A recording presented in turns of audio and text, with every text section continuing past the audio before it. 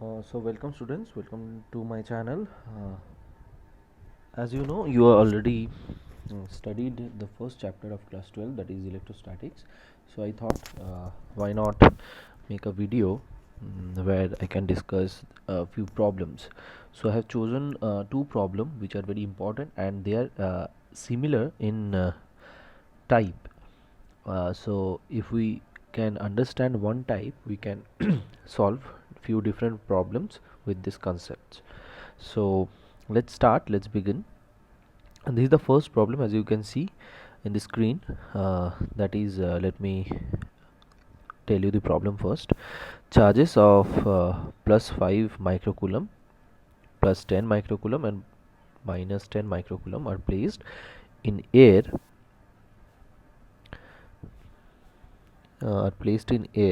at the corners AB and C of an equilateral triangle ABC, having each side equal to 5 centimeter. Determine the resultant force on the charge at A. Okay so video pause करके आप लोग फिर से एक बार पढ़ सकते हो ये.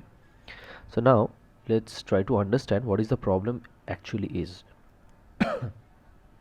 See, we have chosen three charges. Look at this diagram first. We have chosen three charges over here. This is plus 5 microcoulomb charge. Okay, plus 5 microcoulomb charge. This is 10 microcoulomb charge, and this is minus 10 microcoulomb charge. Okay, so they are at just the corners of an equilateral triangle ABC. Now we have to find out the resultant force on the charge A. तो यहाँ पे actually हो क्या रहा है ये पहले देख लेते हैं एक बार. एक्चुअली हो ये रहा है कि यहाँ पे हम लोगों ने क्या किया, हम लोगों ने तीन चार्ज कंसीडर कर लिया. अब ये चार्जेस क्या करेंगे, एक दूसरे के ऊपर फोर्स अप्लाई करेंगे. कौन सा फोर्स अप्लाई करेंगे, इलेक्ट्रोस्टैटिक फोर्स. देखो ये प्लस 10 माइक्रोकूलम जो चार्ज है ये माइनस 10 माइक्रोकूलम चार्ज के साथ कैसे इंटरेक्ट करेगा, ये इसको अट्रैक्ट करेगा इस डायरेक्शन में. Plus 10 microcoulomb charge minus 10 microcoulomb charge को इस डायरेक्शन में अट्रैक्ट करेगा. सिमिलरली माइनस 10 माइक्रोकूलम चार्ज भी इसको इस डायरेक्शन में अट्रैक्ट करेगा. Similarly that is also applicable for plus 5 microcoulomb charge. ये इसको क्या करेगा, रिपील करेगा. Plus 5 microcoulomb charge 10 microcoulomb charge को इस डायरेक्शन में रिपील करेगा. सिमिलरली 10 माइक्रोकूलम चार्ज भी 5 माइक्रोकूलम चार्ज को इस डायरेक्शन में रिपील करेगा. Same story begin also applicable for other two charges. ठीक है, तो ये हो गया फिजिक्स. अब इसको, इस प्रॉब्लम को ये फिजिक्स अप्लाई करके हमें सॉल्व करना है. ठीक है, तो हमारा प्रायर टारगेट क्या है, टारगेट है determine the resultant force on the charge at A. A point is our prior target. तो यहाँ पे क्या हो रहा है इसे हमें देखना है. तो देखो फर्स्ट ऑफ ऑल ये जो बी चार्ज है, यहाँ पे ये जो बी चार्ज है, ये चार्ज ए चार्ज के ऊपर क्या फोर्स अप्लाई करेगा, F1. F1 will be the force इस डायरेक्शन में, right. Now let us calculate that force first. F1 क्या हो जाएगा, सिंपल कूलम्स लॉ. यहाँ पे हम क्या कर रहे हैं, कूलम्स लॉ अप्लाई कर रहे हैं. ठीक है, we are applying Coulomb's law. Coulomb's law apply करके यहाँ पे क्या आया कि K into Q1 Q2 by r square. So simple अगर इसको हम देखें तो ये 180 न्यूटन आता है F1 फोर्स का वैल्यू. क्लियर. नाउ यहाँ पे सिर्फ B चार्ज नहीं है, यहाँ पे दूसरा चार्ज भी है. दूसरा चार्ज क्या है, C, राइट. तो C चार्ज के लिए क्या होगा, C चार्ज इस ए पॉइंट पे कौन से टाइप का चार्ज है, प्लस 5 माइक्रोकूलम. तो सी चार्ज क्या करेगा, ये यहाँ पे माइनस 10 माइक्रोकूलम चार्ज है, ये इसको इस तरफ अट्रैक्ट करेगा. ठीक है, इस डायरेक्शन में अट्रैक्ट करेगा. तो यहाँ पे क्या हो जाएगा, यहाँ पे जो डायरेक्शन है F2 का वो A to C होगा. ठीक है, तो हमें समझ में आएगा दोनों का डायरेक्शन। और यहाँ पे फिर से क्या है, F2 हम कैसे निकालेंगे, फिर से कूलम्स लॉ अप्लाई करके निकालेंगे। सो दोनों का मैग्नीट्यूड सेम है, वहाँ पे भी 5 माइक्रोकूलम था, 10 माइक्रोकूलम था। इस केस में भी C2A में भी 5 माइक्रोकूलम है, 10 माइक्रोकूलम है। यहाँ पे साइन माइनस है, that is a different issue. So force क्या हो जाएगा, फोर्स का मैग्नीट्यूड 180 न्यूटन ही रहेगा। ठीक है, नाउ ये जो दो फोर्स अप्लाई हो रहा है, तो दो फोर्स एक पॉइंट से दो अलग अलग डायरेक्शन में जा रहा है। So they are coinitial, as I hope you can remember the vector algebra from class 11, what we know about coinitial vectors. दो वेक्टर अगर सेम पॉइंट से दो अलग अलग डायरेक्शन में जा रहे हैं, इनिशिएटेड हुए हैं, then they can be called as coinitial vectors. और इन दोनों के बीच का एंगल अगर थीटा होता है, then we can use this formula. what is the what is the law we apply to find out this formula? This is the parallelogram law of vector addition. तो ये थीटा कौन सा है, F1 और F2 के बीच का total का जो एंगल है दैट इज थीटा। ठीक है, तो ये हमें याद रखना है। तो यहाँ पे थीटा कितना है, 120 degree. This angle this total angle is 120 degree. ठीक है, नाउ ये 120 डिग्री कैसे आया, ये भी एक क्वेश्चन हो सकता है आप लोगों का। ये 120 डिग्री क्यों आया, क्योंकि यहाँ पे 60 डिग्री है ये angle, this is an equilateral triangle. ये क्या है, इक्विलेटरल ट्रायंगल है। ये वाला एंगल कितना है, 60 डिग्री। अब ये एंगल अगर 60 डिग्री है, तो यहाँ से मैं अगर ये ड्रॉ करूँ, ठीक है, ये वाला 60 डिग्री है, तो ये भी 60 डिग्री है, ये भी 60 डिग्री है। So from geometry we can say that this angle is equals to this plus this. This green angle can be said that this plus red plus blue. So this is 60, this is 60, so this will be equals to 120 degree. I hope it is clear, right? Now तो यहाँ पे 120 degree का फंडा समझ में आ गया। सो ये अगर 120 डिग्री है, then just follow a simple mathematics, 180 degree 180 square, just put the value of F1 which we have already calculated. So F का वैल्यू कितना आ जाता है, 180 न्यूटन। ये हो गया जो फोर्स अप्लाई हो रहा है यहाँ पे, ये वाला जो फोर्स है, ये वाला फोर्स कितना आ गया, 180 न्यूटन। क्लियर, तो ये 180 न्यूटन फोर्स हमें मिल गया। ठीक है, अच्छा अब इसका मैग्नीट्यूड हमें मिला है, डायरेक्शन अभी तक नहीं मिला है। तो फोर्स है, इलेक्ट्रोस्टैटिक फोर्स अप्लाई हो रहा है, तो इसका डायरेक्शन भी होगा। Now we are considering that F makes an angle beta, F makes an angle beta with the force F2। ये आप F1 के साथ भी ले सकते थे, लेकिन I thought it would be much easier. तो ये वाला एंगल जो है, ये हमने क्या लिया है, बीटा। ठीक है, तो बीटा हम किसके डायरेक्शन, किसके रेस्पेक्ट में, F का डायरेक्शन बताएंगे, F2 के रेस्पेक्ट में। ठीक है तो ये एंगल बीटा हो जाएगा। तो ये कैसे आएगा, tan बीटा, सिंपल है, tan beta is equals to F2 sine 120 degree divided by F1 plus F2 cos 120 degree. There is a simple formula we use from vector algebra. You can see the parallelogram law, you will get it. Okay, so tan beta is coming as root 3. So if tan beta is root 3, then beta is equals to 60 degree. तो very easy.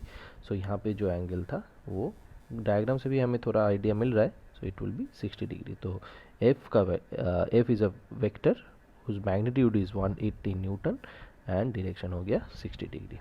So I hope you understood this point. So फिर भी अगर आप लोगों को कोई दिक्कत है इस टाइप के प्रॉब्लम्स को लेके, you can share it with me. Okay. Now let's come to this problem. This is the second problem from the same chapter, but from a different topic. This is from electric field. This is from electric field. So let me dictate you the problem first. Problem समझ लेते हैं, उसके बाद हम लोग कोशिश करेंगे कैसे सॉल्व करना है इसको समझने में. So the problem is 2 point charges Q1 and Q2 of 10 to the power minus 8 coulomb and minus 10 to the power minus 8 coulomb respectively are placed 0.1 meter apart. Calculate the electric fields at point A, B and C shown in figure. तो एक figure दिया हुआ है, उसके according हमें तीन अलग अलग पॉइंट पे दो चार्ज के लिए जो इलेक्ट्रिक फील्ड है वो हमें निकालना है. ठीक है, तो let us see how we can show it. So see, first we draw two charges. This is Q1 and this is Q2. Okay, this Q1 and Q2. Now we have to consider three different points. This is already given in the question that A will be in between Q1 and Q2. This is A in between Q1 and Q2. Q1 और Q2 के बीच A point है. और दूसरा point कौन सा है? B. B क्या है बताया गया है क्वेश्चन में कि Q1 से ये 0.5 मीटर लेफ्ट पे है. और तीसरा पॉइंट जो है दैट इज C, ये क्या है? ये Q1 Q2 के बीच जो बाइसेक्टर है इसका, इसके ऊपर ये है. फ्रॉम Q1 इसका डिस्टेंस है 0.1 metre, from Q2 the distance is also same, that is 0.1 metre. ये हमारा कंसिडरेशन है क्वेश्चन में. नाउ हमें क्या देखना है? We have to see what will be the electric field in three different points. तीन अलग अलग पॉइंट्स क्या क्या है देख लो.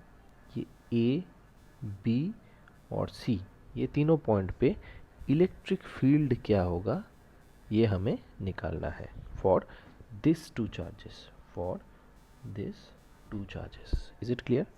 I hope the question is clear now. Now let us try to understand how to solve it. तो पहले हमारे दिमाग में क्या आता है? First I'll be trying to find out the electric field at point A. That is much easier because that point is in a same line having Q1 and Q2. तो A point का condition क्या है? A point Q1 से 0.5 metre distance पे है, Q2 से भी 0.5 metre distance पे है. ठीक है. सो सिंपल हम अगर इलेक्ट्रिक फील्ड का फॉर्मूला लगाते हैं यहाँ पे, हमें क्या सोचना है? इलेक्ट्रिक फील्ड का कोई भी प्रॉब्लम सॉल्व करना अगर है तो हमें एक चीज़ याद रखना है, जिस पॉइंट पे हमें इलेक्ट्रिक फील्ड कैलकुलेट करना होगा उस पॉइंट पे हम क्या सोचेंगे? यहाँ पे एक टेस्ट चार्ज हमने लिया है +1 कूलम या फिर यूनिट पॉजिटिव चार्ज. 1 कूलम नहीं, यूनिट पॉजिटिव चार्ज हम सोचेंगे. यहाँ पे +1 चार्ज है. ठीक है, यूनिट पॉजिटिव चार्ज. हमेशा कभी भी हम टेस्ट चार्ज नेगेटिव नहीं लेते हैं. ठीक है, तो यहाँ पे यूनिट पॉजिटिव चार्ज हमने सोच लिया यहाँ पे है. ठीक है, तो this is our first consideration. कोई भी इलेक्ट्रिक फील्ड निकालने वाला प्रॉब्लम में यही हम फॉलो करेंगे. ठीक है. Now if I apply just simple formula of electric field like this, E1 is equals to k q1 by r square. तो क्या होगा यहाँ पे? सिंपल k का value what is k? 1/4 pi epsilon not. ठीक है, इसका वैल्यू कितना आता है? 9 × 10⁻9. ठीक है, ये हमें याद रखना है, ये बहुत यूज़ होगा, तो you have to remember this. तो Q1 का वैल्यू यहाँ पे पुट कर दिया, आर स्क्वायर, दोनों के बीच का ये जो डिस्टेंस है आर स्क्वायर पुट कर दिया, so you are getting this value. Now E2 क्या होगा? E2 is due to this Q2 charge. Q2 charge क्या है? सिमिलरली 10⁻8 मैग्नीट्यूड बिठा रहे हैं हम लोग यहाँ पे, क्योंकि यहाँ पे मैग्नीट्यूड फाइंड आउट किया जा रहा है, यहाँ पे मैग्नीट्यूड फाइंड आउट किया जा रहा है. ठीक है, दोनों का ही. सो यहाँ पे भी सेम आएगा क्योंकि चार्जेस सेम है, right. So this is the case. Now E1 E2 का मैग्नीट्यूड हमें पता चल गया. ए पॉइंट के ऊपर दोनों जो इलेक्ट्रिक फील्ड अप्लाई हो रहा है, E1 और E2 दोनों का मैग्नीट्यूड हमें पता चल गया. तो A1 के ऊपर electric field due to Q1 क्या होगा? यहाँ पे यूनिट पॉजिटिव चार्ज है, हमें याद रखना है। तो Q1 भी पॉजिटिव चार्ज है, तो ये इसको इस तरफ से रिपेल करेगा।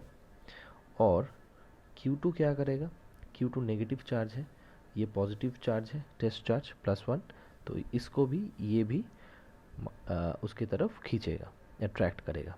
ठीक है, तो ऑब्वियसली E1 और E2 ऐड अप हो जाएगा ए पे,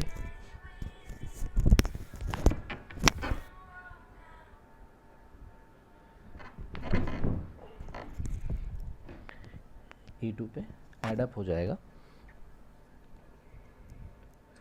एंड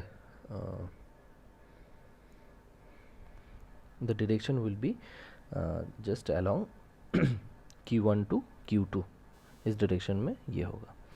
ठीक है, so this is towards right as I said you. तो डायरेक्शन हमें पता लगाना इलेक्ट्रिक फील्ड का, ये बहुत ही इजी टास्क है, लेकिन कभी कभी हम कंफ्यूज्ड हो जाते हैं। तो लेकिन ये ऐसे अगर हम याद रखें conceptually, then it will be very easy task. ठीक है, नाउ बी पॉइंट पे, यहाँ पे क्या इलेक्ट्रिक फील्ड होगा, that will be your home task. Now let's come to the point C. C point पे क्या होगा ये फाइंड आउट कर लेते हैं। ठीक है, पॉइंट सी पे क्या है, पॉइंट सी पे देखो, as Q1 Q2, as Q1 and Q2 they are of same magnitude. Q1 और Q2 जो है इनका मैग्नीट्यूड सेम है, तो E1 सी पॉइंट पे इस डायरेक्शन में E1 होगा और इस डायरेक्शन में क्या होगा, E2 होगा। ठीक है, क्यों, क्योंकि Q1 सी पॉइंट पे हमें क्या सोचना है, यूनिट पॉजिटिव चार्ज फिर से, तो Q1 क्या करेगा, उस पॉजिटिव चार्ज को इस डायरेक्शन में रिपेल करेगा और Q2 क्या करेगा, उसको इस डायरेक्शन में अट्रैक्ट करेगा। ठीक है, अपनी तरफ। तो ये दोनों हो जाएगा E1 एंड E2 का direction at point C। Now ये अगर डायरेक्शन हो गया तो E1 और E2 का मैग्नीट्यूड सेम है, क्योंकि Q1 और Q2 का चार्ज का मैग्नीट्यूड सेम है, इस वजह से। ठीक है, तो हम क्या करेंगे, सिंपल वेक्टर पैरेललोग्राम लॉ लगाएंगे यहाँ पे। तो EC क्या हो जाएगा, EC will be like this.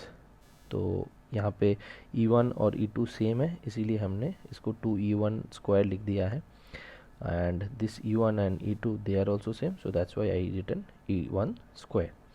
Theta क्या होगा, देखो ये E1 का डायरेक्शन है, ये E2 का डायरेक्शन है, तो दोनों के बीच का एंगल फिर से 120 degree.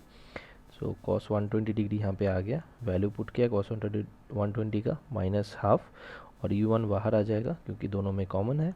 So you are getting 9 × 10⁻³ newton per coulomb. This is the electric field on C because of the two charges, इस डायरेक्शन में होगा। ठीक है, the direction is along the bisector between E1 and E2. ठीक है, this will be the resultant direction. I hope you understood these two problems. Still, if you are having any problem to understand this, you can tell me in the comment section. I'll be trying to reduce your doubts, and subscribe my channel if you want to get the updates. Till then, take care.